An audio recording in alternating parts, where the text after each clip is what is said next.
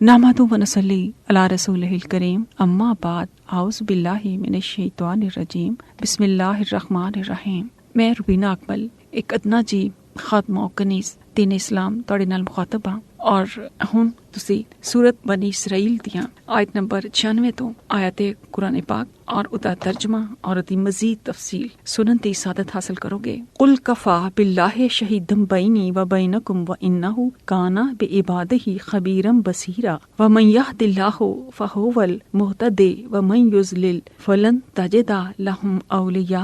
मिन दूनिहि व नहशुरुहुम यौमल क़ियामति अला वजूहिहिम उम्यम व बुकमम व सुमा मावाहुम जहन्नम कुल्लमा खबत ज़िदनाहुम सईरा ज़ालिका जज़ाउहुम बिअन्नहुम कफरू बिआयातिना वक़ालू अइज़ा कुन्ना इज़ामम व रुफ़ातन अइन्ना लमबऊसूना खल्क़न जदीदा अवलम यरौ अन्नल्लाह अल्लज़ी खलक़ अस्समावाति वल अर्ज़ क़ादिरुन अला अन यख़लुक़ मिस्लहुम वजअल लहुम अजलन रैब फ़ीहि फ़अबज़्ज़ालिमूना इल्ला कफ़ूरा क़ुल लौ अंतुम तमलिकूना खज़ाइना रहमति रब्बी इज़्ज़ल्ला अमसकतुम खशियतल इन्फाक वकानल इंसानो कतूरा। तुसी आखते हो मेरे ते तुहाडे दरमियान अल्लाह बतौर काफी है। बेशक वो अपने बंदियां तो खूब बाखबर ते इन्हां नूं खूब ही वेखण वाला है और जिन्हों रब सोना हदायत दे ते उहिओ हदायत याफ्ता है तो जिन्हों वो गुमराह करे ते आप लई इस अल्लाह दे सिवा तुसी कोई दोस्त ते हरगिज नहीं पावोगे। और असी इन्हां नूं यौमे क़ियामत चेहरे दे बल अंधे गूंगे ते बहरे चुकांगे। इन्हां दा ठिकाना जहन्नम होवेगा जिदों भी ਉਹ ਬੁਝਣ लगेगी ਤੇ ਅਸੀਂ ਇਹਨਾਂ ਲਈ ਹੋਰ ਭੜਕਾ ਦਵਾਂਗੇ। ਇਹ ਇਹਨਾਂ ਦੀ ਸਜ਼ਾ ਹੈ ਕਿਉਂਕਿ ਉਹਨਾਂ ਨੇ ਸਾਡੀ ਆਇਤ ਦਾ ਇਨਕਾਰ ਕੀਤਾ ਔਰ ਆਖਿਆ ਕਿ ਜਦੋਂ ਅਸੀਂ ਹੱਡੀਆਂ ਤੇ ਚੂਰਾ ਹੋ ਜਾਵਾਂਗੇ ਤੇ ਕੀ ਯਕੀਨਨ ਅਸੀਂ ਦੁਬਾਰਾ ਅਸਰੇ ਨੌ ਪੈਦਾ ਕਰਕੇ ਚੁੱਕੇ ਜਾਣ ਵਾਲੇ ਹਾਂ। क्या उन्होंने नहीं वेख्या कि बेशक जिस अल्लाह ने आसमान ते जमीन तखलीक दे वो इस गल उत्ते भी कादर है कि इन्हां वर्गे फिर तखलीक कर दे और इस अल्लाह ने इन्हां लई एक मुकर्रर वक्त कीता होया है जिहदे विच कोई शक नहीं। फिर जालिमां ने इनकार कीता मगर कुफर करन तो उन्होंने इनकार किया, उन्होंने इनकार ही किया। इन्हां आयात दे विच मेरे बहुत ही प्यारे सुनने वाले हो कि रब सोहणे ने जिस तरह पिछली आयत ਇਹਦੇ ਪਾਰਟ ਨੰਬਰ 4 ਦੇ ਵਿੱਚ 95 ਆਇਤ ਹੋਈਆਂ ਨੇ ਔਰ ਇਹਨਾਂ ਦੇ ਪਿਛਲੇ ਪਾਰਟਸ ਦੇ ਵਿੱਚ 1 ਤੋਂ ਲੈ ਕੇ ਤੇ 4 ਤੱਕ ਉਹਦੇ ਵਿੱਚ ਜਿਹੜਾ ਮਜ਼ਮੂਨ ਚੱਲ ਰਿਹਾ ਹੈ ਕਿ ਨਬੀ ਕਰੀਮ ਸੱਲੱਲਾਹੁ ਅਲੈਹਿ ਵਸੱਲਮ ਨੂੰ ਕੁਫਾਰੇ ਮੱਕਾ ਆਖਦੇ ਸਨ ਕਿ ਅਗਰ ਤੁਸੀਂ ਸੱਚਾ ਆਖਦੇ ਹੋ ਕਿ ਤੁਹਾਡਾ ਇੱਕ ਅੱਲਾ ਹੈ ਤੇ ਉਹ ਨਹੀਂ ਸਾਰਾ ਕੁਝ ਬਣਾਇਆ ਹੈ ਤੇ ਇਹ ਜਿਹੜੇ ਸਾਡੇ ਮਾਮੂਦ ਨੇ ਉਹ ਸਾਰੇ ਝੂਠੇ ਨੇ ਤੇ ਫਿਰ ਤੁਸੀਂ ਨਾ ਇੱਕ ਕੰਮ ਕਰੋ, ਤੁਸੀਂ ਸਾਡੇ ਉੱਤੇ ਅਜ਼ਾਬ ਲਿਆਓ ਤੇ ਤੁਸੀਂ ਅਗਰ ਅਜ਼ਾਬ ਨਹੀਂ ਲਿਆ ਸਕੋਗੇ ਤੇ ਅਸੀਂ ਕਵਾਂਗੇ ਕਿ ਤੁਸੀਂ ਤੇ ਝੂਠ ਬੋਲਦੇ ਹੋ। ਤੇ ਅੱਲਾਹ ਤਾਲਾ ਕਦੀ ਵੀ ਅਜ਼ਾਬ ਲਿਆਉਣ ਚ ਬੰਦਿਆਂ ਉੱਤੇ ਜਲਦੀ ਨਹੀਂ ਕਰਦਾ। ਇਹਦੀ ਵਜ੍ਹਾ ਇਹ ਵੇ ਕਿ ਇੱਕ ਤੇ ਉਹਨਾਂ ਵਿੱਚ ਉਹਦਾ ਸੋਹਣਾ ਰਸੂਲ ਸੀ ਤੇ ਦੂਸਰੀ ਇਹ ਗੱਲ ਸੀ ਕਿ ਜਦੋਂ ਕੁਫਾਰੇ ਮੱਕਾ ਨੇ ਨਬੀ ਕਰੀਮ ਸੱਲੱਲਾਹੁ ਅਲੈਹਿ ਵਸੱਲਮ ਕੋਲ ਮੌਜਜ਼ੇ ਦਾ ਆਖਿਆ ਕਿ ਤੁਸੀਂ ਕੀ ਮੌਜਜ਼ਾ ਤੇ ਵਿਖਾਓ ਅਗਰ ਤੁਸੀਂ ਨਬੀ ਹੋ। ਉਹਨਾਂ ਨੇ ਆਖਿਆ ਕੀ ਮੌਜਜ਼ਾ ਮੰਗਦੇ ਹੋ ਤੇ ਕੁਫਾਰੇ ਮੱਕਾ ਆਖਣ ਲੱਗੇ ਤੁਸੀਂ ਇੰਜ ਕਰੋ ਕਿ ਜਿੰਨੇ ਪਹਾੜ ਨੇ ਨਾ ਜਿੰਨੇ ਵੀ ਸਫਾ ਮਰਵਾ ਤੇ ਇਹ ਮੱਕੇ ਦੇ ਵਿੱਚ ਇਹਨਾਂ ਸਾਰਿਆਂ ਨੂੰ ਸੋਨੇ ਦਾ ਕਰ ਤੇ ਇਹਨਾਂ ਪਹਾੜਾਂ ਨੂੰ ਨਾ ਪਰੇ ਲੈ ਜਾਓ ਤੇ ਸਾਡੇ ਵਾਸਤੇ ਸਰਸਬਜ਼ ਓ ਸ਼ਾਦਾਬ ਇਹ ਜ਼ਮੀਨ ਕਰ ਦਿਓ ਤੇ ਇੱਕ ਐਸਾ ਚਸ਼ਮਾ ਜਾਰੀ ਕਰੋ ਜ਼ਮੀਨ ਦੇ ਅੰਦਰੋਂ ਜਿਹੜਾ ਸਾਡੀਆਂ ਫਸਲਾਂ ਨੂੰ ਜਦੋਂ ਲੱਗੇ ਤਾਂ ਬੜਾ ਹੀ ਫਲ ਦੇ ਤੇ ਸਾਰਾ ਸਾਲ ਸਾਨੂੰ ਕਿਸੇ ਸ਼ੈ ਦੀ ਤੰਗੀ ਨਾ ਹੋ ਤੇ ਅਗਰ ਤੁਸੀਂ ਇਹ ਕਰ ਦਿਓਗੇ ਤੇ ਫਿਰ ਅਸੀਂ ਤੁਹਾਡੀ ਗੱਲ ਮੰਨ ਲਾਂਗੇ। ਤੇ ਰੱਬ ਸੋਹਣੇ ਕੋਲੋਂ ਜਦੋਂ ਨਬੀ ਕਰੀਮ ਸੱਲੱਲਾਹੁ ਅਲੈਹਿ ਵਸੱਲਮ ਨੇ ਇਹ ਆਖਿਆ ਕਿ ਇਸ ਤਰ੍ਹਾਂ ਮੇਰੀ ਕੌਮ ਜਿਹੜੀ ਉਹ ਮੌਜਜ਼ਾ ਮੰਗਦੀ ਹੈ ਤੇ ਰੱਬ ਸੋਹਣੇ ਨੇ ਆਖਿਆ ਕਿ ਮੇਰੇ ਸੋਹਣੇ महबूब तू जानना है कि मेरी सुन्नत इलाही यही होए कि जो कोई कौम मुआवजा मंगे तो मैं फिर मुआवजा दे देवां ते फिर उस तो बाद मैं उन्होंने मोहलत नहीं देवांगा। अगर ये लोग फिर भी तेरे ते ईमान नहीं लियाउंदे खुदा ते ईमान नहीं लियाउंदे ते फिर मैं इन्हों नीस्तो नाबूद कर दियांगा। ਤੇ ਅੱਲਾਹ ਤਾਲਾ ਨੇ ਜਦੋਂ ਇਹ ਆਖਿਆ ਕਿ ਮੈਨੂੰ ਮੁਆਵਜ਼ਾ ਦੇਣ ਤੋਂ ਤਾਂ ਕੋਈ ਇਨਕਾਰੀ ਨਹੀਂ, ਮੈਂ ਤੇ ਦਿੰਦਾ ਰਿਹਾ ਤੇ ਮੈਂ ਆਪਣੇ ਮਹਿਬੂਬ ਨੂੰ ਨਹੀਂ ਦੇਵਾਂਗਾ, ਇਹ ਕਿਸ ਤਰ੍ਹਾਂ ਹੋ ਸਕਦਾ ਹੈ। ਪਰ ਅਗਰ ਤੁਸੀਂ ਦੱਸੋ ਕਿ ਅਗਰ ਤੁਹਾਡੀ ਫਿਰ ਵੀ ਕੌਮ ਨੇ ਤੁਹਾਨੂੰ ਨਾ ਮੰਨਿਆ ਤੇ ਫਿਰ ਮੈਂ ਇਹਨਾਂ ਨੂੰ ਨੀਸਤੋਂ ਨਾਬੂਦ ਕਰ ਦੇਵਾਂ ਤੇ ਫਿਰ ਇਹਦੇ 'ਚ ਤਾਂ ਕੋਈ ਜ਼ਿਆਦਤੀ ਨਹੀਂ ਹੋਏਗੀ, ਜਾਂ ਅਗਰ ਤੁਸੀਂ ਆਖੋ ਤੇ ਮੈਂ ਮੁਹਲਤ। ਤੇ ਨਬੀ ਕਰੀਮ ਸੱਲੱਲਾਹੁ ਅਲੈਹਿ ਵਸੱਲਮ ਤੇ ਏਡੇ ਹਰੀਸ ਸਨ ਆਪਣੀ ਉਮਤ ਦੇ ਤੇ ਮੁਸਲਮਾਨਾਂ ਵਾਸਤੇ ਹਦਾਇਤ ਦੇ, ਉਹ ਆਖਣ ਲੱਗੇ ਨਹੀਂ ਤੁਸੀਂ ਮੁਹਲਤ ਹੀ ਦੇ ਦਿਓ ਇਹਨਾਂ ਦਾ ਕੀ ਪਤਾ ਕਿ ਬਾਅਦ 'ਚ ਅਗਰ ਨਹੀਂ ਲਿਆਣਗੇ ਤੇ ਫਿਰ ਤੇ ਇਹਨਾਂ ਦੀਆਂ ਨਸਲਾਂ ਵੀ ਨੀਸਤੋ ਨਾਬੀਦ ਹੋ ਜਾਣਗੀਆਂ ਤੇ ਇਹਨਾਂ 'ਚ ਕੋਈ ਵੀ ਦੀਨ ਇਸਲਾਮ ਵਾਸਤੇ ਨਹੀਂ ਉੱਠੇਗਾ। ਇਹੀ ਉਹ ਤਾਰੀਖ ਨੇ ਵੀ ਦੱਸਿਆ ਹੈ ਕਿ ਜਦੋਂ ਤਾਇਫ ਦੇ ਲੋਕਾਂ ਨੇ ਆਪ ਸੱਲੱਲਾਹੁ ਅਲੈਹਿ ਵਸੱਲਮ ਨੂੰ ਪੱਥਰਾਂ ਨਾਲ ਲਹੂ-ਲੁਹਾਨ ਕੀਤਾ ਤੇ ਆਪਣੇ ਆਪ ਜੁੱਤੀਆਂ ਤੇ ਉਹਨਾਂ ਦੇ ਪਿਟਲੀਆਂ ਖੂਨ ਨਾਲ ਭਰ ਗਈਆਂ, ਜੁੱਤੀਆਂ ਉਹਨਾਂ ਦੀਆਂ ਪੱਥਰ ਮਾਰ-ਮਾਰ ਕੇ, ਤੇ ਇਹ ਕਿਹਨਾਂ ਨੇ ਮਰਵਾਈਆਂ ਸੀ? ਇਹ ਉੱਥੇ ਦੇ ਅਮੀਰ ਲੋਕਾਂ ਨੇ ਮਰਵਾਈਆਂ ਸੀ। ਉਹਨਾਂ ਦੇ ਜਿਹੜੇ ਉਮਰਾ ਸਨ ਉਹਨਾਂ ਨੇ ਬੱਚੇ ਪਿੱਛੇ ਲਾ ਦਿੱਤੇ ਸਨ ਕਿ ਦੀਵਾਨਾ ਇਹਦੇ ਨਾਲ ਤੇ ਫਰਿਸ਼ਤੇ ਕੋਈ ਨਹੀਂ, ਸਵਾਰੀ ਕੋਈ ਨਹੀਂ, ਇਹ ਕਿਸ ਤਰ੍ਹਾਂ ਆਖਦਾ ਕਿ ਮੈਂ ਰਸੂਲ ਹਾਂ ਤੇ ਇਹਨੂੰ ਤੁਸੀਂ ਆਪਣੇ ਤਾਇਫ ਦੇ ਇਲਾਕੇ ਚੋਂ ਕੱਢ ਦਿਓ, ਪੱਥਰ ਮਾਰ-ਮਾਰ ਕੇ ਕੱਢ ਦਿਓ। ਤੇ ਫਿਰ ਜਦੋਂ ਇੱਕ ਬਾਗ ਦੇ ਵਿੱਚ ਜਾ ਕੇ ਆਰਾਮ ਕਰਦੇ ਨੇ ਅੱਲਾ ਦੇ ਹੁਕਮ ਦੇ ਨਾਲ, ਤੇ ਫਿਰ ਜਿਬਰਾਈਲ ਅਲੈਹਿਸਲਾਮ ਉਹਨਾਂ ਕੋਲ ਆਖਦੇ ਨੇ ਕਿ ਅਗਰ ਤੁਸੀਂ ਇਹ ਮਹਿਬੂਬ ਦੱਸੋ ਕਿ ਇਹ ਦੋਨਾਂ ਪਹਾੜਾਂ ਦੇ ਦਰਮਿਆਨ ਇਹਨਾਂ ਲੋਕਾਂ ਨੂੰ ਅਸੀਂ ਮਸਲ ਕੇ ਰੱਖ ਦਈਏ ਜਿਨ੍ਹਾਂ ਨੇ ਤੁਹਾਨੂੰ ਪੱਥਰ ਮਾਰੇ ਨੇ। ਤੇ ਆਪਨੇ ਆਖਿਆ ਨਹੀਂ, ਮੈਂ ਇਹਨਾਂ ਨੂੰ ਮਾਫ ਕੀਤਾ ਕਿਉਂਕਿ ਇਹਨਾਂ ਦੀਆਂ ਨਸਲਾਂ ਵਿੱਚੋਂ ਯਕੀਨਨ ਕੋਈ ਜ਼ਰੂਰ ਐਸੇ ਲੋਕ ਪੈਦਾ ਹੋਣਗੇ ਜਿਹੜੇ ਮੇਰੇ ਤੇ ਈਮਾਨ ਲਿਆਉਣਗੇ ਤੇ ਇੱਕ ਅੱਲਾ ਦੀ ਇਬਾਦਤ ਕਰਨਗੇ ਤੇ ਉਹ ਆਖਰਤ ਦੇ ਅਜ਼ਾਬ ਤੋਂ ਬਚ ਜਾਣਗੇ, ਤੇ ਉਹ ਸ਼ਾਇਦ ਇਹਨਾਂ ਲਈ ਵੀ ਸਦਕਾ ਜਾਰੀਆ ਬਣਨ ਜਿਨ੍ਹਾਂ ਨੇ ਮੈਨੂੰ ਪੱਥਰ ਮਾਰੇ ਨੇ। ਤੇ ਫਿਰ ਬਾਅਦ ਚੋਂ ਤਾਰੀਖ ਦੱਸਦੀ ਹੈ ਕਿ ਮੁਹੰਮਦ ਬਿਨ ਕਾਸਮ ਇਹ ਤਾਇਫ ਦੇ ਇਲਾਕੇ ਦੇ ਵਿੱਚੋਂ ਸੀ, ਇਹਦਾ ਤਾਲੁਕ ਉਹਨਾਂ ਦੇ ਲੋਕਾਂ ਦੇ ਨਾਲ ਸੀ। ਤੇ ਇਹ ਅੱਲਾਹ ਤਾਲਾ ਨੇ ਇੱਕ ਮੌਜਜ਼ਾ ਜਿਹਾ ਦਿਖਾਇਆ ਕਿ ਉਹ ਜਦੋਂ ਬੱਚਾ ਐਸੇ ਹਿੰਦੁਸਤਾਨ 'ਚ ਆਇਆ ਤੇ ਉਹਨੇ ਬੇਸ਼ੁਮਾਰ ਹਿੰਦੂਆਂ ਨੂੰ ਵੀ ਮੁਸਲਮਾਨ ਕੀਤਾ ਔਰ ਉਹਨੇ ਬਹੁਤ ਜ਼ਿਆਦਾ ਇਸਲਾਮ ਦੀ ਰਾਹ ਦੇ ਵਿੱਚ ਕੰਮ ਕੀਤੇ। ਇਸ ਤਰ੍ਹਾਂ ਜਿਹੜੇ ਨਬੀ ਇਸ ਤੋਂ ਪਹਿਲੇ ਗੁਜ਼ਰੇ ਸੀ ਉਹ ਆਖ ਦਿੰਦੇ ਸੀ ਕਿ ਅੱਲਾ ਤੇਰੇ ਬੰਦੇ ਨੇ, ਤੂੰ ਚਾਹਵੇਂ ਤੇ ਅਜ਼ਾਬ ਕਰੇ, ਚਾਹਵੇਂ ਤੇ ਮਾਫ ਕਰ ਦੇ। ਇਹਨਾਂ ਨੂੰ ਤੇ ਹਦਾਇਤ ਸਾਡੇ ਵਾਸਤਾ ਨਹੀਂ ਹੁਣ ਕਿ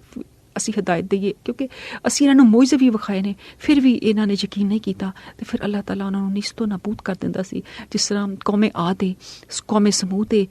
ਕੌਮੇ ਮਦੀਨ ਏ, ਸ਼ੁਐਬ ਵਾਲੇ ਜਿਹੜੇ ਨਾਪ ਤੋਲ 'ਚ ਕਮੀ ਕਰਦੇ ਸੀ। ਤੇ ਨਬੀ ਕਰੀਮ ਸੱਲੱਲਾਹੁ ਅਲੈਹਿ ਵਸੱਲਮ ਨੂੰ ਪਤਾ ਸੀ ਕਿ ਸੁਨਨਤ ਇਲਾਹੀ ਹੈ, ਤੇ ਉਹਨਾਂ ਨੇ ਆਖਿਆ ਕਿ ਨਹੀਂ ਤੁਸੀਂ ਮੋਹਲਤ ਦਿਓ। ਤੇ ਅੱਲਾਹ ਤਾਲਾ ਨੇ ਫਿਰ ਮੋਹਲਤ ਦਿੱਤੀ। ਅੱਲਾਹ ਤਾਲਾ ਨੇ ਕੁਫਾਰ ਨੂੰ ਮੋਹਲਤ ਦਿੱਤੀ, ਸਾਰੇ ਲੋਕਾਂ ਨੂੰ, ਉਹਨਾਂ ਦੀ ਸਾਰੀ ਉਮਤ ਨੂੰ ਹੀ। ਮੇਰਾ ਜ਼ਾਤੀ ਖਿਆਲ ਹੈ ਕਿ ਸਾਨੂੰ ਵੀ, ਅਸੀਂ ਵੀ ਇੰਤਹਾਈ ਗੁਨਾਹਗਾਰ ਲੋਕ ਹਾਂ,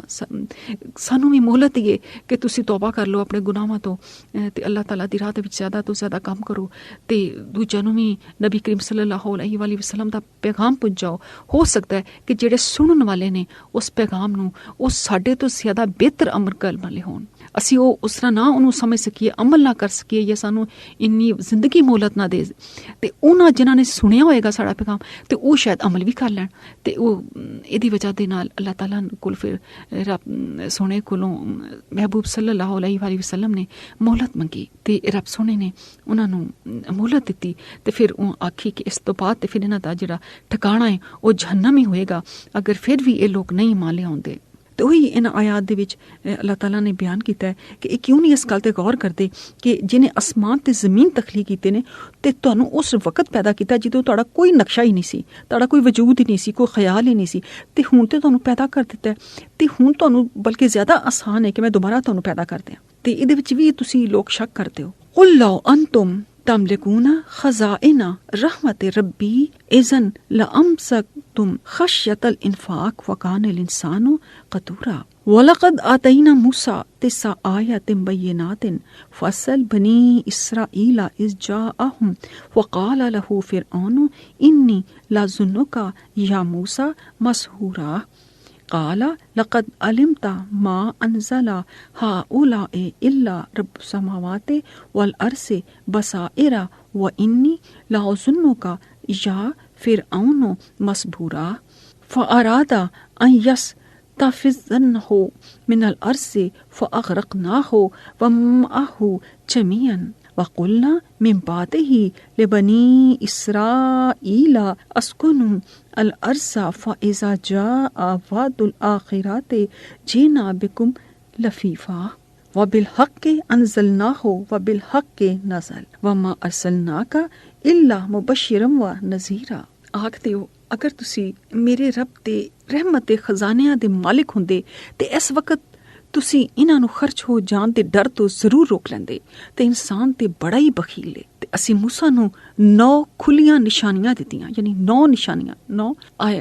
ਮੁਇਜ਼ਾਤ ਸਨ ਹਜ਼ਰਤ ਮੂਸਾ ਅਲੈਹਿਸਲਾਮ ਕੋਲ। ਚੁਨਾਚਾ ਆਪ ਬਨੀ ਇਸਰਾਈਲ ਤੋਂ ਪੁੱਛੋ ਮੇਰੇ ਮਹਿਬੂਬ, ਜਦੋਂ ਉਹ ਇਹਨਾਂ ਕੋਲ ਆਇਆ ਤੇ ਫਿਰੌਨ ਨੇ ਇਹਨੂੰ ਆਖਿਆ, ਐ ਮੂਸਾ ਬੇਸ਼ੱਕ ਮੈਂ ਤੈਨੂੰ ਤੇ ਸਹਿਰ ਜ਼ਦਾ ਸਮਝਣਾ ਵਾਂ, यानी तेरे उत्ते जादू लगा है करना। सहरज़दा मतलब है जादू ज़दा, जिहदे उत्ते जादू कीता गया होवे। इस मूसा ने आख्या तू यकीनन जान चुकिया है कि यह चीज़ां आसमानां ते ज़मीन दे रब ही ने वाज़िया दलाइल बना के गौर करन लई नाज़िल कीतियां ने, ते ऐ फिरौन मैं तैनूं तेरे हलाक तेरे कम्मां दी वजह नाल कीता होया समझना वां। फिर इस फिरौन ने इरादा किया कि इन्हां नूं इस जमीन तो चुक के बाहर मारे, ते असी इनू ते इन्हां सारियां दे साथियां नूं गरक कर दिता। ते इहदे बाद असी बनी इसराइल नूं आख्या कि जमीन दे विच रवो, फिर जदों आखरत दा वादा आएगा ते असी तुहानूं सारियां नूं समेट लियावांगे। और असी इस कुरान नूं हक दे नाल ही नाज़िल कीता है, और यह हक ही दे नाल ही नाज़िल होया है, और असी तुहानूं बुशारत देण वाला ते डरावन वाला बना के भेजिया है।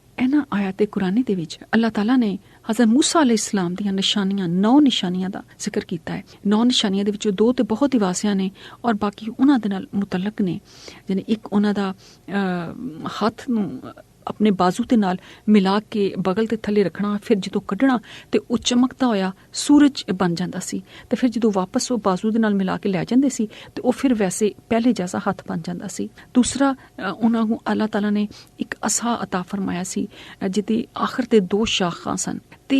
आप कोल ओह असा इस तो पहले सी और आप ਉਹਦੇ ਨਾਲ बेशुमार काम करते सी, रस्ते पत्ते झाड़ने, कोई जानवरां वगैरह नूं पासे करना, ते उन्हां दे नाल होर भी कोई फल वगैरह जो है वो तोड़ने, उन्हां नाल बेशुमार काम लैंदे सी जो चाहते।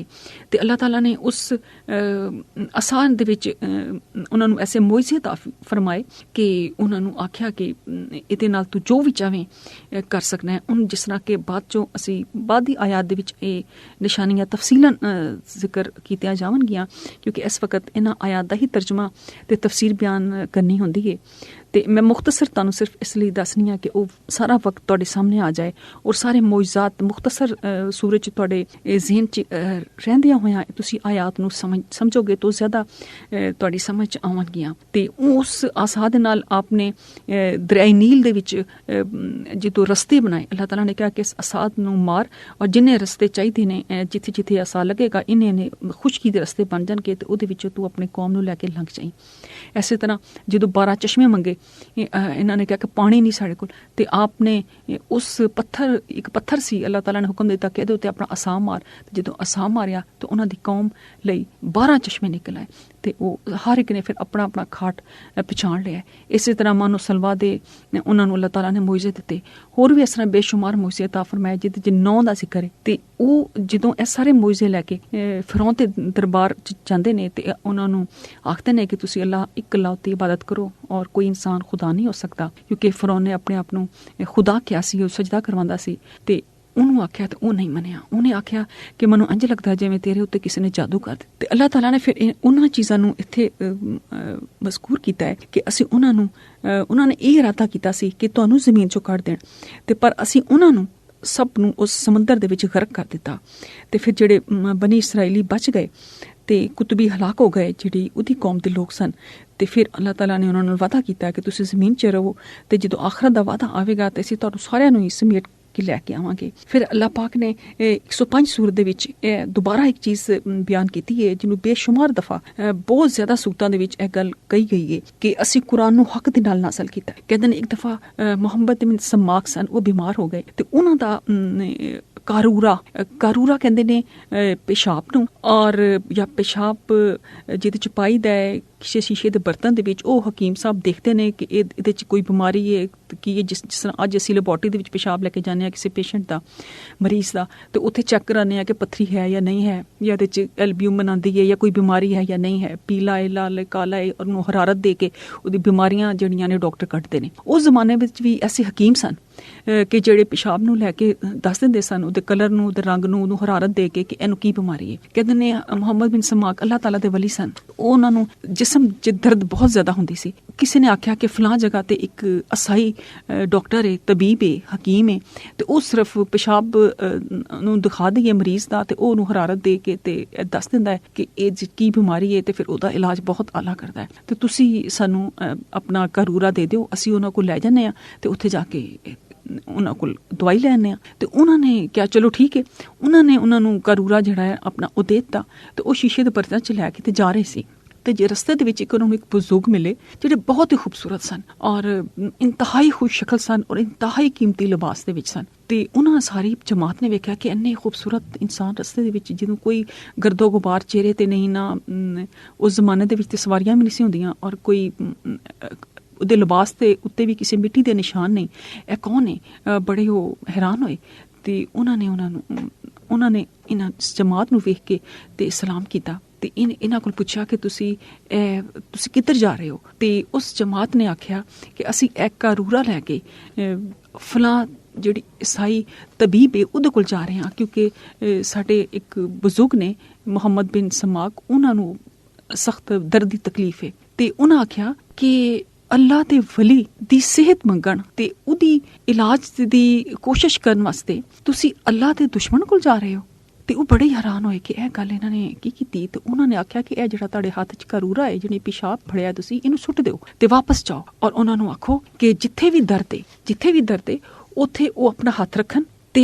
ਇਹ ਦੁਆ ਕਰਨ। ਉਹ ਦੁਆ ਕੀ ਸੀ? ਵਬਿਲ ਹੱਕੇ ਅਨਜ਼ਲਨਾਹੂ ਵਬਿਲ ਹੱਕੇ ਨਜ਼ਲਾ, ਵਬਿਲ ਹੱਕੇ ਅਨਜ਼ਲਨਾਹੂ ਵਬਿਲ ਹੱਕੇ ਨਜ਼ਲਾ, ਵਬਿਲ ਹੱਕੇ ਅਨਜ਼ਲਨਾਹੂ ਵਬਿਲ ਹੱਕੇ ਨਜ਼ਲਾ। ਇਸ ਦੁਆ ਨੂੰ ਉਹਨਾਂ ਨੇ ਦੱਸਿਆ ਤੇ ਉਹ ਵਾਪਸ ਚਲੇ ਗਏ। ਜਦੋਂ ਵਾਪਸ ਗਏ ਤੇ ਉਹਨਾਂ ਮੁਹੰਮਦ ਬਿਨ ਸਮਾਕ ਨੇ ਪੁੱਛਿਆ ਕਿ ਤੁਸੀਂ ਦੇ ਆਏ ਹੋ? ਤੇ ਉਹਨਾਂ ਨੇ ਆਖਿਆ ਕਿ ਨਹੀਂ, ਸਾਨੂੰ ਤੇ ਰਸਤੇ ਦੇ ਵਿੱਚ ਇਹ ਵਾਕਿਆ ਪੇਸ਼ ਆਇਆ। ਉਹਨਾਂ ਨੇ ਸਾਨੂੰ ਇਹ ਆਇਤ ਦਿੱਤੀ ਹੈ ਤੇ ਆਪਨੇ ਫਰਮਾਇਆ ਕਿ ਉਹ ਹਜ਼ਰਤ ਖਿਜ਼ਰ ਅਲੈਹਿਸਲਾਮ ਸਨ। ਤੇ ਦੇਖੋ ਅੱਲਾਹ ਤਾਲਾ ਆਪਣੇ ਵਲੀਆਂ ਦਾ ਕਿਸ ਤਰ੍ਹਾਂ ਹਰ ਲਮੇ ਖਿਆਲ ਰੱਖਦਾ ਹੈ ਤੇ ਸਾਨੂੰ ਚਾਹੀਦਾ ਹੈ ਕਿ ਅਸੀਂ ਉਸੇ ਰੱਬ ਕੋਲੋਂ ਹੀ ਆਪਣੀ ਸਾਰੀਆਂ ਜ਼ਰੂਰਤਾਂ ਵਾਸਤੇ ਉਹਦੇ ਕੋਲ ਹੀ ਮਦਦ ਮੰਗੀਏ। ਤੇ ਅਸੀਂ ਕੁਰਾਨ ਜਿਹੜੀ ਸ਼ਫਾ ਹੈ,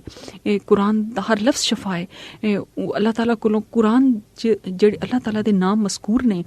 ਜਿਹੜੀਆਂ ਸਫਾਤ ਨੇ, ਉਹਨਾਂ ਦਾ ਜ਼ਿਕਰ ਕਰਕੇ ਉਹਨਾਂ ਦਾ ਵਾਸਤਾ ਦੇ ਕੇ ਅੱਲਾਹ ਤਾਲਾ ਕੋਲ ਆਪਣੀਆਂ ਤਕਲੀਫਾਂ ਲਈ ਮਦਦ ਮੰਗੀਏ ਕਿ ਅੱਲਾਹ ਤੂੰ ਤੇ ਖਾਲਕ ਹੈ, ਤੂੰ ਤੇ ਉਸ ਵਕਤ ਸਾਨੂੰ ਪੈਦਾ ਕੀਤਾ ਜਦੋਂ ਸਾਡਾ ਵਜੂਦ ਹੀ ਕੋਈ ਨਹੀਂ ਸੀ ਤੇ ਤੂੰ ਹੀ ਸਾਨੂੰ ਸ਼ਫਾ ਦੇਣ ਵਾਲਾ ਹੈ। ਕੁਰਾਨ ਬੇਸ਼ੱਕ ਸ਼ਫਾ ਹੈ ਮੂਮਨਾਂ ਵਾਸਤੇ। ਤੇ ਇਹ ਆਇਤ ਦੇ ਵਿੱਚ ਇਸ ਵਾਕਿਆ ਦਾ ਜ਼ਿਕਰ ਹੈ। وَقُرْآنًا فَرَقْنَاهُ لِتَقْرَأَهُ عَلَى النَّاسِ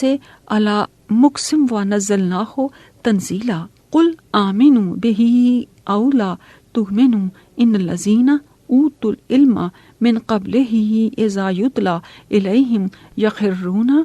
لِلْأَذْقَانِ سُجَّدًا وَيَقُولُونَ سُبْحَانَ رَبِّنَا إِنْ كَانَ وَعْدُ رَبِّنَا لَمَفْعُولًا وَيَخِرُّونَ لِلْأَذْقَانِ يَبْكُونَ وَيَزِيدُهُمْ خُشُوعًا قُلِ ادْعُوا اللَّهَ أَوِ ادْعُوا الرَّحْمَنَ أَيَّمَّا مَا تدعو فله الأسماء الحسنى ولا تجهر بصلاتك ولا تخافت بها وابتغ بين ذلك سبيلا। ਔਰ ਕੁਰਾਨ ਨੂੰ ਅਸੀਂ ਜੁਦਾ ਕਰਕੇ ਨਾਜ਼ਲ ਕੀਤਾ ਤਾਂ ਜੇ ਤੁਸੀਂ ਲੋਕਾਂ ਨੂੰ ਠਹਿਰ ਕੇ ਸੁਣਾਵੋ ਔਰ ਅਸੀਂ ਇਹਨੂੰ ਬਤਦਰੀਜ ਨਾਜ਼ਲ ਕੀਤਾ। ਤੁਸੀਂ ਆਖਦੇ ਹੋ ਇਹਦੇ ਉੱਤੇ ਈਮਾਨ ਲਿਆਓ ਜਾਂ ਈਮਾਨ ਨਾ ਲਿਆਓ, ਬਿਲਾ ਸ਼ੁਬਾ ਜਿਨ੍ਹਾਂ ਨੂੰ ਤੁਹਾਡੇ ਤੋਂ ਪਹਿਲੇ ਇਲਮ ਦਿੱਤਾ ਗਿਆ ਸੀ, ਜਦੋਂ ਇਹਨਾਂ ਉੱਤੇ ਤਲਾਵਤ ਕੀਤੀ ਜਾਂਦੀ ਸੀ ਤੇ ਉਹ ਆਪਣੀਆਂ ਠੋੜੀਆਂ ਦੇ ਬਲ ਸਜਦੇ ਦੇ ਵਿੱਚ ਗਿਰ ਪੈਂਦੇ ਸੀ ਔਰ ਉਹ ਆਖਦੇ ਸੀ ਪਾ ਕੇ ਸਾਡਾ ਰੱਬ, ਬੇਸ਼ੱਕ ਸਾਡੇ ਰੱਬ ਦਾ ਵਾਅਦਾ ਜ਼ਰੂਰ ਪੂਰਾ ਹੋਣਾ ਹੈ। ਔਰ ਉਹ ਰੋਂਦੇ ਹੋਏ ਆਪਣੀਆਂ ਠੋਰੀਆਂ ਦੇ ਬਲ ਗਿਰ ਜਾਂਦੇ ਸੀ ਤੇ ਇਹ ਕੁਰਾਨ ਇਹਨਾਂ ਦੇ ਖੁਸ਼ੂ ਨੂੰ ਹੋਰ ਜ਼ਿਆਦਾ ਕਰਦਾ ਸੀ। ਤੁਸੀਂ ਆਖਦੇ ਹੋ ਅੱਲਾਹ ਨੂੰ ਅੱਲਾਹ ਕਹਿ ਕੇ ਪੁਕਾਰੋ ਜਾਂ ਰਹਿਮਾਨ ਕਹੋ। ਤੁਸੀਂ ਜਿਸ ਨਾਮ ਨਾਲ ਵੀ ਪੁਕਾਰੋਗੇ ਤੇ ਇਹਦੇ ਸਾਰੇ ਹੀ ਬੜੇ ਚੰਗੇ ਤੇ ਚੰਗੇ ਨਾਮ ਨੇ। ਤੇ ਆਪਣੀ ਨਮਾਜ਼ ਨਾ ਬੁਲੰਦ ਆਵਾਜ਼ ਨਾਲ ਪੜੋ, ਨਾ ਬਿਲਕੁਲ ਪਸਤ ਆਵਾਜ਼ ਨਾਲ, ਬਲਕਿ ਇਹਦੇ ਬੈਨ ਰਸਤਾ ਇਖਤਿਆਰ ਕਰਿਆ ਕਰੋ। ਇਹਦੇ ਵਿੱਚ ਰੱਬ ਸੋਹਣੇ ਨੇ ਕੁਰਾਨ ਪਾਕ ਦੀ ਫਜ਼ੀਲਤ ਨੂੰ ਬਿਆਨ ਕੀਤਾ ਹੈ ਕਿ ਅਸੀਂ ਇਹਨੂੰ ਕਿਸ ਤਰ੍ਹਾਂ ਨਾਜ਼ਲ ਕੀਤਾ ਹੈ, ਜੁਦਾ ਆਇਤ ਨੂੰ। ਤੇ ਤੁਸੀਂ ਵੀ ਇਹਨਾਂ ਲੋਕਾਂ ਨੂੰ ਜਿਹੜੇ ਕੁਰਾਨ ਨਹੀਂ ਸਮਝਦੇ ਠਹਿਰ ਕੇ ਤੇ ਤਫਸੀਰ ਦੇ ਨਾਲ ਸਮਝਾਇਆ ਕਰੋ। ਤੇ ਤੁਹਾਡੇ ਤੋਂ ਪਹਿਲੇ ਜਿਹੜੇ ਲੋਕ ਸਨ, ਜਦੋਂ ਉਹਨਾਂ ਵਾਸਤੇ ਅੱਲਾਹ ਤਾਲਾ ਦਾ ਕਲਾਮ ਪੜ੍ਹਿਆ ਜਾਂਦਾ ਸੀ ਤੇ ਉਹ ਠੋੜੀਆਂ ਦੇ ਬਲ ਗਿਰ ਜਾਂਦੇ ਸੀ। ਉਹ ਲੋਕ ਸਨ ਜਿਹੜੇ ਤੁਰੈਤ ਤੇ ਈਮਾਨ ਲਿਆਏ ਸਨ, ਜਿਹੜੇ ਇੰਜੀਲ ਤੇ ਈਮਾਨ ਲਿਆਉਂਦੇ ਸਨ। ਤਾਂ ਉਹ ਵੀ ਅੱਲਾਹ ਸੋਹਣੇ ਦਾ ਕਲਾਮ ਸੀ ਤੇ ਜਿਨ੍ਹਾਂ ਨੇ ਉਹਨਾਂ ਨੂੰ ਸੁਣ ਕੇ ਤੇ ਈਮਾਨ ਲਿਆਂਦਾ, ਉਹਨਾਂ ਦੀ ਹਾਲਤ ਇਸ ਤਰ੍ਹਾਂ ਹੁੰਦੀ ਸੀ ਕਿ ਉਹਨਾਂ ਦੀ ਇਬਾਦਤ ਦੇ ਵਿੱਚ ਬੜਾ ਖੁਸ਼ੂ ਹੁੰਦਾ ਸੀ। ਤੋ ਆਖਦੇ ਸਨ ਕਿ ਬੇਸ਼ੱਕ ਅੱਲਾਹ ਦਾ ਵਾਦਾ ਪੂਰਾ ਹੋਣਾ ਹੈ। ਤੇ ਇਹ ਆਇਤ ਨੰਬਰ 110 ਦੇ ਵਿੱਚ ਇੱਕ ਦਫਾ ਨਬੀ ਕਰੀਮ ਸੱਲੱਲਾਹੁ ਅਲੈਹਿ ਵਸੱਲਮ ਨਮਾਜ਼ ਪੜ੍ਹੀ ਸੀ ਤੇ ਬੜਾ ਹੀ ਲੰਮਾ ਸਜਦਾ ਕੀਤਾ ਤੇ ਉਸ ਸਜਦੇ ਚ ਆਖਦੇ ਸੀ ਯਾ ਅੱਲਾਹ ਯਾ ਰਹਿਮਾਨ, ਯਾ ਅੱਲਾਹ ਯਾ ਰਹਿਮਾਨ। ਤੇ ਅਬੂ ਜਹਿਲ ਕੋਲੋਂ ਦੀ ਲੰਘਿਆ ਤੇ ਉਹਨਾਂ ਨੇ ਆਖਿਆ ਕਿ ਇਹ ਦੋ ਨਾਮ ਲੈਂਦੇ ਨੇ। ਤੇ ਜਦੋਂ ਉਹਨਾਂ ਨੇ ਨਮਾਜ਼ ਖਤਮ ਕੀਤੀ ਤੇ ਇਹ ਆਪਣੇ ਲੋਕਾਂ ਦੇ ਕੋਲ ਗਿਆ ਤੇ ਜਾ ਕੇ ਆਖਣ ਲੱਗਾ ਗਾ, ਸਾਨੂੰ ਤੇ ਆਖਦੇ ਨੇ ਕਿ ਤੁਸੀਂ ਬਹੁਤੇ ਮਾਮੂਦਾਂ ਦੇ ਨਾਂ ਲਿਆ ਕਰੋ, ਤੇ ਆਪ ਤੇ 2 ਮਹਿਮੂਦ ਜਿਹੜੇ ਨੇ ਨਾ ਉਹ ਉਹਨਾਂ ਨੂੰ ਪੂਜਦੇ ਨੇ, ਇੱਕ ਦਾ ਨਾਂ ਰਹਿਮਾਨ ਹੈ ਤੇ ਇੱਕ ਦਾ ਨਾਂ ਅੱਲਾ ਹੈ। ਤੇ ਅੱਲਾਹ ਤਾਲਾ ਨੇ ਫਿਰ ਇਹ ਨਾਜ਼ਲ ਕੀਤੀ ਕਿ ਇਹ ਅੱਲਾਹ ਦੇ ਹੀ ਨਾਮ ਨੇ, ਸਾਰੇ ਜਿਹੜੇ ਨਾਮ ਨੇ ਅੱਲਾਹ ਹੀ ਰਹਿਮਾਨ ਹੈ ਤੇ ਅੱਲਾਹ ਵੀ ਅੱਲਾਹ ਹੀ ਹੈ। ਇਹ ਕਿ ਅੱਲਾਹ ਤਾਲਾ ਨੇ ਫਿਰ ਇਸ ਆਇਤ ਇਹ ਕਿਹਾ ਕਿ ਦੇਖੋ ਇਰਦ ਗਿਰਦ ਤੁਹਾਡੇ ਦੁਸ਼ਮਣ ਵੀ ਨੇ, ਪਤਾ ਨਹੀਂ ਤੁਸੀਂ ਕੋਈ ਦੁਆ ਕਰ ਰਹੇ ਹੋ ਤੇ ਕੋਈ ਕੀ ਸਮਝ ਲਏ ਅਗਰ ਬੁਲੰਦ ਆਵਾਜ਼ ਨਾਲ ਤੁਸੀਂ ਦੁਆ ਕਰਦੇ ਹੋ। ਤੇ ਅੱਲਾਹ ਤਾਲਾ ਨੇ ਕਿਹਾ ਕਿ ਤੁਸੀਂ ਦੁਆ ਇਸ ਤਰੀਕੇ ਨਾਲ ਕਰੋ ਕਿ ਦਰਮਿਆਨੀ ਰਾਹ ਇਖਤਿਆਰ ਕਰੋ, ਯਾਨੀ ਨਾ ਜ਼ਿਆਦਾ ਪਸਤ ਕਿ ਬਿਲਕੁਲ ਹੀ ਤੁਹਾਨੂੰ ਖੁਦ ਵੀ ਸਮਝਣਾ ਹੈ ਕਿ ਮੇਰੇ ਲਬ ਕੀ ਅਦਾ ਕਰ ਰਹੇ ਨੇ, ਤੁਹਾਡੇ ਕੰਨ ਨਾ ਸੁਣ ਸਕਣ, ਤੇ ਇੰਨੀ ਉੱਚੀ ਵੀ ਨਹੀਂ ਕਿ ਦੂਸਰਾ ਵਾਜ਼ਿਆ ਸੁਣ ਲੇ ਕਿ ਇਹ ਕੀ ਲਫ਼ਜ਼ ਅਦਾ ਕਰ ਰਿਹਾ ਹੈ। ਵਕੁਲ ਅਲਹਮਦੁ ਲਿல்லாਹਿ ਲੱਜ਼ੀ ਲਮ ਯਤਖਿਜ਼ ਵਲਦਨ ਵਲਮ ਯकुल लहू शरीकुन फिल मुल्क वलम यकुल लहू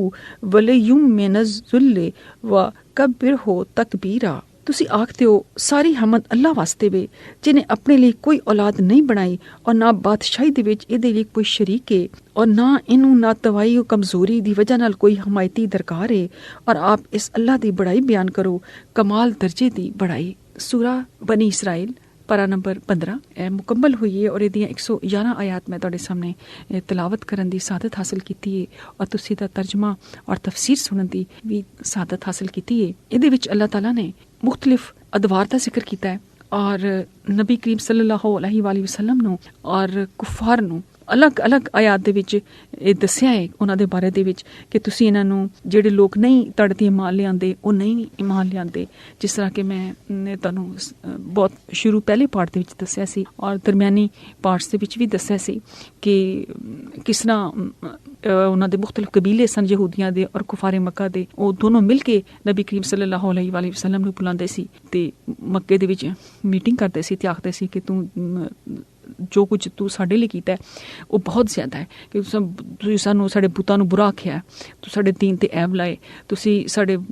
ਅਬਾਓ ਅਜਦਾਦ ਨੂੰ ਗੱਲ ਕੀਤੀ, ਤੇ ਤੁਸੀਂ ਕੀ ਚਾਹੁੰਦੇ ਹੋ, ਅਸਲ 'ਚ ਦੱਸੋ ਕਿ ਤੁਸੀਂ ਕੀ ਚਾਹੁੰਦੇ ਹੋ। ਅਗਰ ਤੁਹਾਨੂੰ ਮਾਲੋ ਦੌਲਤ ਚਾਹੀਦੀ ਤੇ ਅਸੀਂ ਤੁਹਾਨੂੰ ਇੰਨੀ ਮਾਲੋ ਦੌਲਤ ਦੇ ਦਾਂਗੇ ਕਿ ਮੱਕੇ ਦੇ ਵਿੱਚ ਤੁਹਾਡੇ ਤੋਂ ਅਮੀਰ ਕੋਈ ਨਹੀਂ ਹੋਏਗਾ, ਤੇ ਜੇ ਤੁਹਾਨੂੰ ਸਰਦਾਰੀ ਚਾਹੀਦੀ ਹੈ ਤੇ ਅਸੀਂ ਸਾਰੇ ਮਿਲ ਕੇ ਤੁਹਾਨੂੰ ਸਰਦਾਰ ਬਣਾ ਲੈਂਦੇ ਹਾਂ, ਤੇ ਜੇ ਤੁਸੀਂ ਬਾਦਸ਼ਾਹ ਬਣਨਾ ਚਾਹੁੰਦੇ ਹੋ ਤੇ ਅਸੀਂ ਸਾਰੇ ਮਿਲ ਕੇ ਤੁਹਾਨੂੰ ਬਾਦਸ਼ਾਹ ਤਸਲੀਮ ਕਰ ਲੈਂਦੇ ਹਾਂ, ਤੇ ਜੇ ਕੋਈ ਔਰਤ ਹਸੀਨ ਤਰੀਨ ਚਾਹੀਦੀ ਹੈ ਤੇ ਅਸੀਂ ਮੱਕੇ ਤੇ ਤੁਸੀਂ ਜਿੱਧਰ ਇਸ਼ਾਰਾ ਕਰੋਗੇ ਅਸੀਂ ਉਹ ਤੁਹਾਡੇ ਸਾਹਮਣੇ ਹਾਜ਼ਰ ਕਰ ਦਿਆਂਗੇ। ਤੁਹਾਨੂੰ ਜੋ ਕੁਝ ਵੀ ਚਾਹੀਦਾ, ਔਰ ਅਗਰ ਤੁਹਾਨੂੰ ਤੁਸੀਂ ਸਮਝਦੇ ਹੋ ਕਿ ਤੁਸੀਂ ਬਿਮਾਰ ਹੋ ਔਰ ਤੁਹਾਡੇ ਕੋਲ ਪੈਸੇ ਨਹੀਂ, ਤੁਹਾਡੇ ਜ਼ਿਹਨੀ ਕੋਈ ਦੌਰੇ ਪੈਂਦੇ ਨੇ ਜਾਂ ਤੁਹਾਡੇ ਉੱਤੇ ਕੋਈ ਜਾਦੂ ਕਰ ਗਿਆ ਤੇ ਤੁਸੀਂ ਸਾਨੂੰ ਦੱਸੋ, ਅਸੀਂ ਤੁਹਾਡਾ ਇਲਾਜ ਕਰਾਉਂਦੇ ਹਾਂ ਔਰ ਸਾਰੇ ਦਾ ਸਾਰਾ ਖਰਚਾ ਪੂਰਾ ਮੱਕਾ ਚੁੱਕੇਗਾ ਔਰ ਤੁਸੀਂ ਬਿਲਕੁਲ ਸਹੀ ਹੋਵੋਗੇ। ਤਾਂ ਨਬੀ ਕਰੀਮ ਸੱਲੱਲਾਹੁ ਅਲੈਹਿ ਵਸੱਲਮ ਨੇ ਜਦੋਂ ਕੁਫਾਰੇ ਮੱਕਾ ਤੇ ਯਹੂਦੀਆਂ ਦੀ ਇਹ ਗੱਲਾਂ ਸੁਣੀਆਂ ਤੇ ਆਖਿਆ ਕਿ ਵਾਕਿਆ ਤੇ ਸਿਰਫ ਇੰਨਾ ਹੈ ਕਿ ਮੈਨੂੰ ਅੱਲਾਹ ਤਾਲਾ ਨੇ ਤੁਹਾਡੇ ਦਰਮਿਆਨ ਦੇ ਵਿੱਚ ਇੱਕ ਰਸੂਲ ਬਣਾ ਕੇ ਭੇਜਿਆ ਹੈ ਔਰ ਮੇਰਾ ਕੰਮ ਸਿਰਫ ਇੰਨਾ ਹੈ ਕਿ ਮੈਂ ਤੁਹਾਨੂੰ ਅੱਲਾਹ ਤਾਲਾ ਦੀ ਇਬਾਦਤ ਦੇ ਵੱਲ ਬੁਲਾਵਾਂ, ਔਰ ਅਗਰ ਤੁਸੀਂ ਅੱਲਾਹ ਤਾਲਾ ਤੇ ਈਮਾਨ ਲਿਆ ਔਰ ਨਮਾਜ਼ ਅਦਾ ਕਰੋ ਔਰ ਜ਼ਕਾਤ ਦਵੋ ਔਰ ਉਹਨੂੰ ਇੱਕ ਜਾਣੋ ਤੇ ਭਲਾਈ ਦੇ ਕੰਮ ਕਰੋ ਤੇ ਅੱਲਾਹ ਤਾਲਾ ਤੁਹਾਨੂੰ ਦੁਨੀਆ ਔਰ ਆਖਰਤ ਦੋਨਾਂ ਦੇ ਵਿੱਚ ਕਾਮਯਾਬੀ ਦੀ ਬਸ਼ਾਰਤ ਦਿੰਦਾ ਹੈ। ਤੇ ਜੇ ਤੁਸੀਂ ਇਨਕਾਰ ਕਰੋ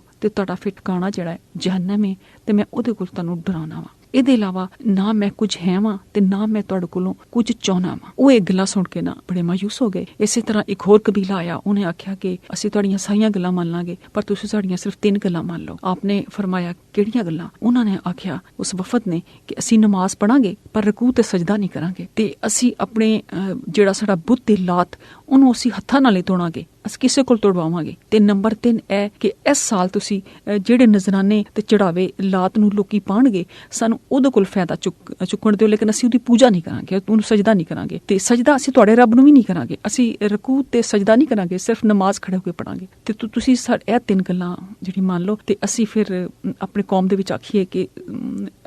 ਨਬੀ ਕਰੀਮ ਸੱਲੱਲਾਹੁ ਅਲੈਹਿ ਵਸੱਲਮ ਨੇ ਸਾਡੀ ਗੱਲਾਂ ਮੰਨ ਲਈਆਂ ਔਰ ਸਾਡੇ ਵਾਸਤੇ ਫਖਰ ਹੈ। ਤੇ ਜੇ ਤੁਹਾਡੀ ਕੌਮ ਨੂੰ ਇਤਰਾਜ਼ ਹੋਵੇ ਕਿ ਤੁਸੀਂ ਇਹ ਗੱਲਾਂ ਕਿਉਂ ਮੰਨੀਆਂ ਨੇ ਸਾਡੀਆਂ, ਤੇ ਤੁਸੀਂ ਆਖਣਾ ਕਿ ਕੁਰਾਨ ਦੇ ਵਿੱਚ ਇਹੀ ਲਿਖਿਆ ਸੀ, ਤੇ ਅਗਰ ਕੁਰਾਨ 'ਚ ਨਹੀਂ ਵੀ ਲਿਖਿਆ ਤੇ ਤੁਸੀਂ ਕਿਸੇ ਨੂੰ ਆਖੋ ਕਿ ਉਹ ਇਸ ਤਰ੍ਹਾਂ ਦੀਆਂ ਗੱਲਾਂ ਬਣਾ ਦੇ ਕਿ ਜਿਹਦੇ 'ਚ ਇਸ 3 ਗੱਲਾਂ ਵਿੱਚ ਪਾ ਦਿਓ ਕਿ ਅੱਲਾਹ ਤਾਲਾ ਨੇ ਇਹ ਹੁਕਮ ਦਿੱਤੇ ਨੇ, ਇਸ ਲਈ ਇਹਨਾਂ ਹੁਕਮ ਦੇ ਉੱਤੇ ਚੱਲਦਿਆਂ ਹੋਇਆ ਮੈਂ ਇਹਨਾਂ ਨੂੰ ਇਹ ਇਜਾਜ਼ਤ ਦਿੱਤੀ ਹੈ। ਤੇ ਫਿਰ ਨਬੀ ਕਰੀਮ ਸੱਲੱਲਾਹੁ ਅਲੈਹਿ ਵਸੱਲਮ ਨੇ ਆਖਿਆ ਕਿ ਤੁਸੀਂ ਲੋਕੀ ਕੀ ਇਸ ਜਾਣਦੇ ਹੋ ਕਿ ਮੈਂ ਇੱਕ ਕੁਰਾਨ ਖੁਦ ਬਣਾਉਣਾ ਵਾ ਜਾਂ ਮੈਂ ਕਿਸੇ ਕੋਲ ਲਿਖਵਾਉਣਾ ਵਾ, ਤੇ ਜੋ ਚਾਹਵਾਂ ਮੈਂ ਲਿਖਵਾ ਲਾਂ ਤੇ ਜੋ ਚਾਹਵਾਂ ਮੈਂ ਮਿਟਾ ਦਿਆਂ। ਤੇ ਇਹ ਤੇ ਗੱਲ ਨਹੀਂ ਹੈ। ਮੈਂ ਤੇ ਸਿਰਫ ਉਹੀ ਮੇਰੇ ਲੱਭ ਤੇ ਉਹੀ ਅਦਾ ਕਰਦੇ ਨੇ ਜਿਹੜੀ ਰੱਬ ਸੋਹਣਾ ਮੇਰਾ ਜਿਹੜਾ ਵਹੀ ਕਰਦਾ ਹੈ। ਤੇ ਉਹਨਾਂ ਦੇ ਦਰਅਸਲ ਨਬੀ ਕਰੀਮ ਸੱਲੱਲਾਹੁ ਅਲੈਹਿ ਵਸੱਲਮ ਨੂੰ ਇੱਕ ਪਾਲਿਸੀ ਔਰ ਸਾਜ਼ਿਸ਼ ਦੇ ਤਹਿਤ ਆਪਣੇ ਨਾਲ ਮਿਲਾ ਕੇ ਮੱਕਾ ਚੋਂ ਕੱਢਣਾ ਚਾਹੁੰਦੇ ਸੀ, ਲੇਕਿਨ ਨਬੀ ਨੂੰ ਤੇ ਅੱਲਾਹ ਤਾਲਾ ਨੇ ਫਿਰ ਇਲਹਾਮ ਕਰ ਦਿੱਤਾ, ਦੱਸ ਦਿੱਤਾ, ਵਹੀ ਕੀਤੀ ਤੇ ਉਹ ਫਿਰ ਨਾਕਾਮ ਹੋ ਕੇ ਚਲੇ ਗਏ। ਇਸੇ ਤਰ੍ਹਾਂ ਬਹੁਤ ਸੇ ਵਫਦ ਆਉਂਦੇ ਸੀ ਔਰ ਆਪਣੀਆਂ ਸ਼ਰਾਇਤ ਲੈ ਕੇ ਆਉਂਦੇ ਸੀ ਕਿ ਤੁਸੀਂ ਇੰਨੀਆਂ ਸਾਡੀਆਂ ਮੰਨ ਲਓ, ਇੰਨੀਆਂ ਬਾਕੀ ਸਾਰੀਆਂ ਅਸੀਂ ਮੰਨ ਲਾਂਗੇ, ਤੁਸੀਂ ਵੀ ਖੁਸ਼ ਤੇ ਅਸੀਂ ਵੀ ਖੁਸ਼, ਤੇ ਬਾਕੀ ਜੋ ਕੁਝ ਤੁਹਾਨੂੰ ਨਹੀਂ ਸੂਟ ਕਰਦਾ ਤੇ ਤੁਸੀਂ ਉਹ ਕਹੋ ਕਿ ਅੱਲਾਹ ਨੇ ਕਿਹਾ ਤੇ ਇਹ ਤੁਸੀਂ ਕੁਰਾਨ ਜਿਹੜਾ ਨਾ ਵਿੱਚ ਪਾ ਲਓ, ਇਹ ਸਾਡੇ ਕੋਲ। ਲੇਕਿਨ ਇੱਥੇ ਫਿਰ ਬਾਰ-ਬਾਰ ਉਹਨਾਂ ਨੂੰ ਇਹ ਨਾਕਾਮੀ ਹੋਈ ਔਰ ਕੁਫਾਰੇ ਮੱਕਾ ਨੂੰ ਕਿ ਇਹ ਵਾਕਈ ਕੁਰਾਨ ਜਿਹੜਾ ਇਹਦੀ ਮਿਸਲ ਨਹੀਂ ਕੋਈ ਪੈਦਾ ਕਰ ਸਕਦਾ। ਤੇ ਲੇਕਿਨ ਉਹ ਮੰਨਦੇ ਨਹੀਂ ਸਨ। ਉਹ ਕਹਿੰਦੇ ਨਹੀਂ, ਅਗਰ ਅਸੀਂ ਇਹ ਕੁਰਾਨ ਤੇ ਮਾਨ ਲਿਆਵਾਂਗੇ ਤੇ ਫਿਰ ਸਾਡੇ ਅਬਾਓ ਅਜਦਾਦ ਨਾਰਾਜ਼ ਹੋ ਜਾਣਗੇ, ਅਸੀਂ ਉਹਨਾਂ ਦੇ ਵੇਲੇ ਦੇ ਬੁੱਤਾਂ ਨੂੰ ਪੂਜ ਰਹੇ ਹਾਂ ਤੇ ਅੱਲਾਹ ਤੇ ਇੱਕ ਹੈ, ਉਹ ਤੇ ਅਸੀਂ ਮੰਨਦੇ ਹਾਂ ਕਿ ਅੱਲਾਹ ਇੱਕੋ ਹੀ ਹੈ, ਜ਼ਮੀਨ ਅਸਮਾਨ ਸਭ ਕੁਝ ਉਹਨੇ ਹੀ ਬਣਾਏ ਨੇ। ਲੇਕਿਨ ਇਹ ਜਿਹੜੇ ਬੁੱਤ ਨੇ ਨਾ, ਇਹ ਸਾਡੇ ਅਬਾਓ ਅਜਦਾਦ ਵੀ ਪੂਜਦੇ ਸਨ ਤੇ ਇਹ 360 ਜਿਹੜੇ ਬੁੱਤ ਨੇ ਨਾ, ਇਹਨਾਂ ਨੂੰ ਅਸੀਂ ਨਹੀਂ ਛੱਡ ਸਕਦੇ। ਤੇ ਕਿਉਂਕਿ ਉਹਨਾਂ ਨੂੰ ਨਜ਼ਰਾਨੇ ਆਉਂਦੇ ਸਨ, ਉਹਨਾਂ ਨੂੰ ਉਹਨਾਂ ਦੇ ਨਾਵਾਂ ਤੇ ਚੜਾਵੇ ਆਉਂਦੇ ਸਨ, ਉਹਨਾਂ ਦੇ ਮੇਲੇ ਲੱਗਦੇ ਸਨ ਉਹਨਾਂ ਬੁੱਤਾਂ ਦੇ ਨਾਂ ਤੇ, ਔਰ ਬੇਸ਼ੁਮਾਰ ਉਹ ਲੱਖਾਂ ਕਰੋੜਾਂ ਰੁਪਇਆ ਕਮਾਉਂਦੇ ਸਨ। ਉਹ ਕਿਸ ਤਰ੍ਹਾਂ ਉਹਨਾਂ ਨੂੰ ਛੱਡ ਸਕਦੇ ਸੀ? ਤੇ ਇਸ ਤਰ੍ਹਾਂ ਹੀ ਉਹ ਇਹ ਵੀ ਚਾਹੁੰਦੇ ਸੀ ਕਿ ਇਹ ਨਬੀ ਕਰੀਮ ਸੱਲੱਲਾਹੁ ਅਲੈਹਿ ਵਸੱਲਮ ਵੀ ਕੁਰਾਨ ਪਾਕ ਨਾਲ ਉਹੀ ਸਲੂਕ ਕਰਨ ਜੋ ਤੁਰੈਤ ਤੇ ਇੰਜੀਲ ਵਾਲਿਆਂ ਨੇ ਕੀਤਾ, ਕਿ ਜੋ ਉਹਨਾਂ ਨੂੰ ਆਪਣੇ ਹਾਲਾਤ ਦੇ ਮੁਤਾਬਿਕ ਸੂਟ ਕਰਦਾ ਸੀ ਉਹ ਕਰ ਲੈਂਦੇ ਸਨ, ਜਿਹੜੇ ਨਹੀਂ ਸੀ ਕਰਦਾ ਉਹ ਕਹਿੰਦੇ ਸਨ ਇਹ ਵੀ ਕਿਤਾਬ ਵਿੱਚ ਲਿਖਿਆ ਹੈ। ਤੇ ਨਬੀ ਕਰੀਮ ਸੱਲੱਲਾਹੁ ਵੀ ਇਹੋ ਕੰਮ ਕਰਨ, ਉਹ ਵੀ ਇਹ ਆਖਦੇ ਹਨ ਕਿ ਇਹਦੇ ਵਿੱਚ ਕਿਤਾਬ ਵਿੱਚ ਲਿਖਿਆ ਹੈ। ਤੇ ਅਸਲ ਦੇਖੋ, ਅਸਲ ਤੁਰੈਤ ਅਜੇ ਕਿਸੇ ਕੋਲ ਕਦੀ ਮੰਜ਼ਰੇ ਆਮ ਤੇ ਨਹੀਂ ਆਈ ਕਿ ਜਿਹੜੀ ਅਸਲ ਤੁਰੈਤ ਨਬੀ ਕਰੀਮ ਸੱਲੱਲਾਹੁ ਅਲੈਹਿ ਵਸੱਲਮ ਦੇ ਜ਼ਮਾਨਿਆਂ ਤੋਂ ਪਹਿਲੇ ਨਾਜ਼ਲ ਹੋਈ, ਉਹਦੇ ਜਿਹੜੇ ਅੱਲਾਹ ਦੇ ਅਹਿਕਾਮ ਨੇ ਉਹ ਸਭ ਕੁਰਾਨ ਬਿਆਨ ਕਰਦਾ ਹੈ। ਇਸੇ ਤਰ੍ਹਾਂ ਅੰਜੀਲ ਦੇ ਜਿਹੜੇ ਅਸਲ ਪੈਗਾਮ ਨੇ ਉਹ ਸਾਰਾ ਕੁਰਾਨ ਬਿਆਨ ਕਰਦਾ ਹੈ। ਬਾਈਬਲ ਤੇ ਇੱਕ ਕੁਝ ਕਹਿੰਦੇ ਨੇ ਕਿ 73 ਲੋਕਾਂ ਨੇ ਮਿਲ ਕੇ ਲਿਖੀ ਹੈ, ਕੁਝ ਲੋਕ ਕਹਿੰਦੇ ਨੇ ਕਿ ਇਹ 83 ਲੋਕਾਂ ਨੇ ਮਿਲ ਕੇ ਰੱਖੀ ਹੈ। ਯਾਨੀ ਇੱਕ ਗਰੁੱਪ ਆਫ ਪੀਪਲ ਹੈ, ਇੱਕ ਲੋਕਾਂ ਦਾ ਗਰੁੱਪ ਹੈ, ਪੂਰਾ ਆਲਮਾਂ ਦਾ ਗਰੁੱਪ ਹੈ ਜਿਹਨੇ ਮਿਲ ਕੇ ਬਾਈਬਲ ਲਿਖੀ ਹੈ। ਔਰ ਉਹਦੇ ਵਿੱਚ ਇੰਜੀਲ ਦੇ ਵਿੱਚ ਜੋ ਕੁਝ ਵੀ ਅਹਿਕਾਮ ਉਹਨਾਂ ਨੇ